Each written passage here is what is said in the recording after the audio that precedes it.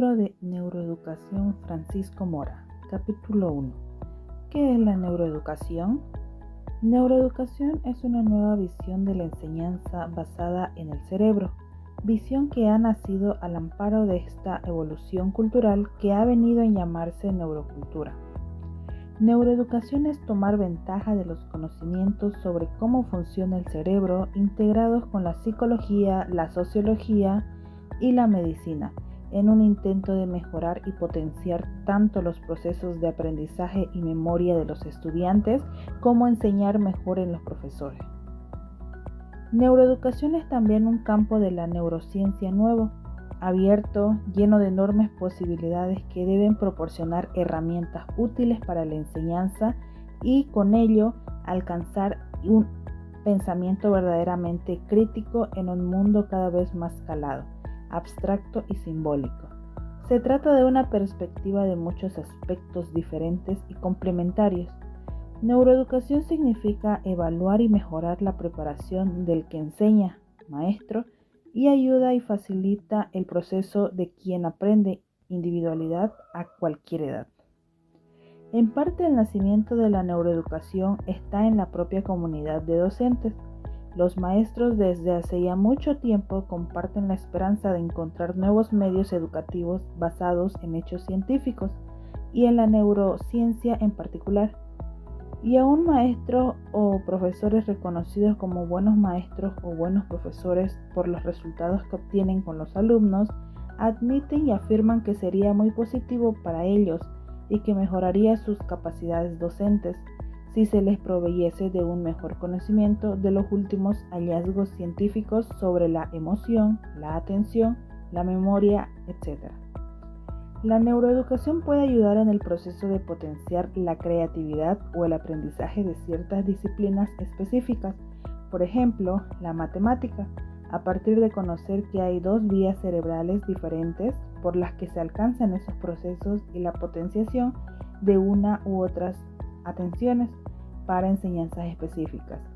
Después de conocer que el proceso atencional no es un fenómeno neuronal único en el cerebro y que existen mecanismos cerebrales que sustentan procesos atencionales diferentes según a que se aplique la atención, y al igual para la memoria y otros procesos relevantes para el aprendizaje. La neuroeducación además comienza a poner en perspectiva y esforzar la existencia del medio social, de la familia y la propia cultura como determinantes de la capacidad de aprender en los niños, además de reconocer que la variabilidad de sus capacidades durante ese aprendizaje se debe en parte no solo a los constituyentes genéticos de cada individuo, sino también a los cambios que, desde el mismo nacimiento, produce el medio ambiente en el cerebro.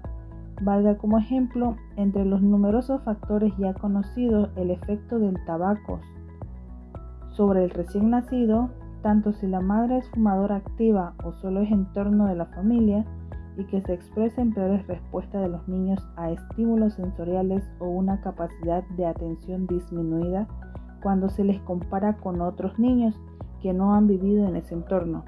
Sin duda que esto es ya condicionante de las capacidades cerebrales de estos niños en los primeros años de aprendizaje en el colegio.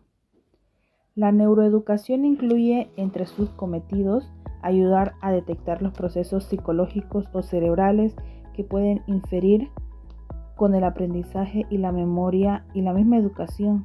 La neuroeducación está en las primeras andaduras de un largo camino que recorrerá paralelo en su trayecto el progreso tanto de la psicología como la neurociencia cognitiva.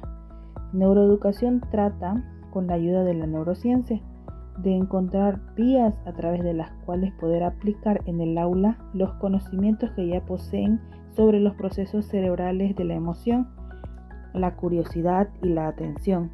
Y con estos procesos se encienden y con ellos se abren esas puertas al conocimiento a través de los mecanismos de aprendizaje y memoria.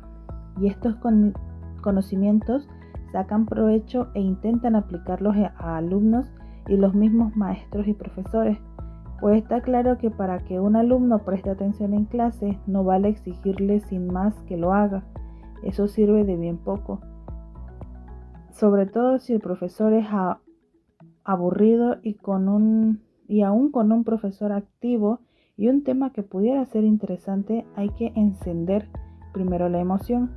Todo esto debe llevar a crear métodos y recursos capaces de evocar la curiosidad en los alumnos por aquello que se les explica. Métodos aplicados a cada edad del niño primero y después en la pubertad y la adolescencia y en el periodo universitario, y además adecuados a su propia individualidad y a las materias que se enseñan. Métodos siempre adaptados a la alegría, al despertar, al placer y nunca al castigo. Hoy ya sabemos que la letra con sangre no entra. El castigo, el dolor como estímulo para aprender es un método primitivo consustancial con la supervivencia en otros tiempos duros de la humanidad. Sobrevivir durante millones de años ha significado aprender con rudeza, con dolor y con ello guardar profundo recuerdo de todo aquello que hirió o hizo daño y no volver a repetirlo. El no aprender, la persistencia, es el error. En el error costaba la vida, como contrariamente también lo era, por supuesto, el refuerzo y el placer como sustrato, tan fuerte como el primero, para mantener la vida. Pero lo cierto es que en la actualidad, con el aprendizaje en los colegios, nadie se juega la vida. Por eso hoy solo se debe y se puede enseñar a través de la alegría, porque conocemos bien los sustratos cerebrales de estos procesos. Neuroeducación no es solo llevar a todas las instituciones que impartan docencia los logros alcanzados principalmente por la neurociencia cognitiva en particular, sino conseguir la mentalización de los profesores en cuanto a conocer cómo funciona el cerebro, extrayendo de ello conocimiento que ayude a enseñar y aprender mejor, sobre todo en los niños. Solo la idea y la responsabilidad puesta en la cabeza del maestro de que lo que enseña tiene la capacidad de cambiar los cerebros de los niños en su física y su química, su anatomía y su fisiología, haciendo crecer una sinapsis o eliminando otras y conformando circuitos neuronales cuya función se expresa en la conducta, cambia ya la propia percepción que el maestro tiene de la enseñanza. Con estas nuevas ideas el docente experimenta un cambio a su vez en su propio cerebro que le lleva a ser consciente de lo que enseña es algo más profundo que los propios conocimientos que transmite. Así pues, conocer que los cambios sinápticos del cerebro son resultados de la enseñanza que reciben sus alumnos pueden ya transformar la actitud de muchos maestros y producir en ellos un tono diferente, emocional y cognitivo, en la forma en que pueden ver la enseñanza. Todo esto implica un cambio importante, pues requerirá la información de los enseñantes y rellenar ese espacio que separa los conocimientos del cerebro con la educación y la enseñanza, con programas nuevos que alcancen la realidad en los colegios particularmente y desde luego a todo el arco de las diversas instituciones que transmiten conocimiento. Neuroeducación significa no solo una nueva aproximación a la enseñanza que ayude a potenciar y mejorar habilidades y talentos, sino también y de modo importante a detectar déficits en los niños de pie de aula que incapacitan o reducen sus capacidades para leer, escribir, hacer números o aprender una determinada materia, así como prevenir, reducir o mitigar todas aquellas consecuencias de vivir en ambientes estresantes y negativos o de constante amenaza, con lo que adquieren hábitos que influyen también de manera negativa en el desarrollo normal de sus cerebros. A todo esto se puede ayudar que desde muy temprana edad se haga a los niños estudios y análisis electroencefalográficos para detectar posibles alteraciones en este procesamiento que el aprendizaje para poder corregirlas pronto y que no dejen huellas. Por ejemplo, niños que a muy temprana edad no son capaces de distinguir entre el sonido da y el sonido pa. Es una palabra lo suficientemente rápido como lo hacen la media de los niños a su edad. ya pueden estar indicando una lentitud en el proceso de aprendizaje, por lo que es posible que luego se ralentice la velocidad de la lectura normal durante el desarrollo, o tanto otros problemas fáciles de corregir como un tratamiento logopédico, médico o psicológico conductual temprano. Cada vez está más claro que durante los primeros 6 o 12 meses de vida del niño, cuando ya es posible detectar muchas cosas que más tarde pueden repercutir negativamente en el proceso normal de aprendizaje, todo lo dicho sirve también para que los años todavía tempranos que siguen, por ejemplo, la dislexia, la acalculia, el síndrome de déficit de la atención e hipermotilidad, el autismo o la misma ansiedad, son síndromes que se benefician marcadamente con intervenciones psicológicas y conductuales.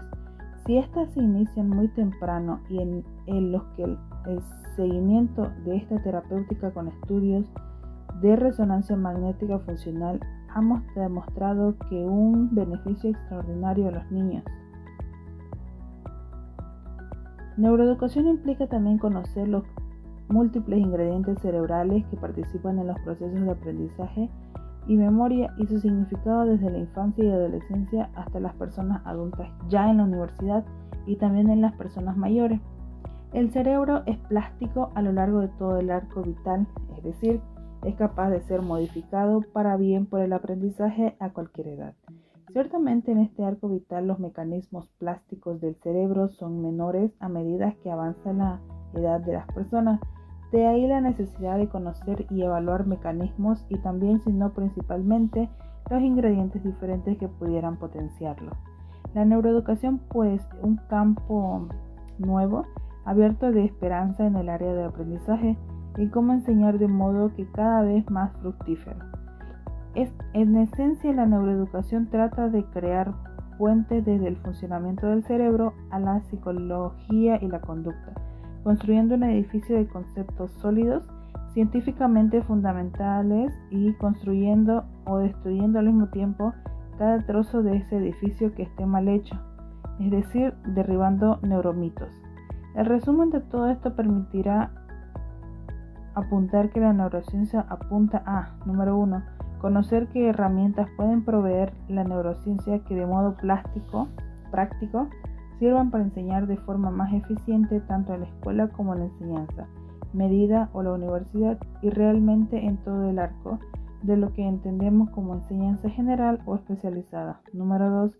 Herramientas que sirvan para detectar problemas neurológicos y psicológicos, siquiera sean sutiles, que impidan o interfieran en los niños de la tarea de aprender con facilidad en el colegio.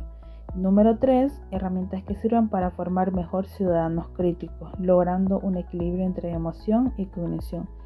Y el número 4, que es ayudar a cruzar mejor ese puente que señaló Cicerón cuando dijo: una cosa es saber y otra cosa es enseñar.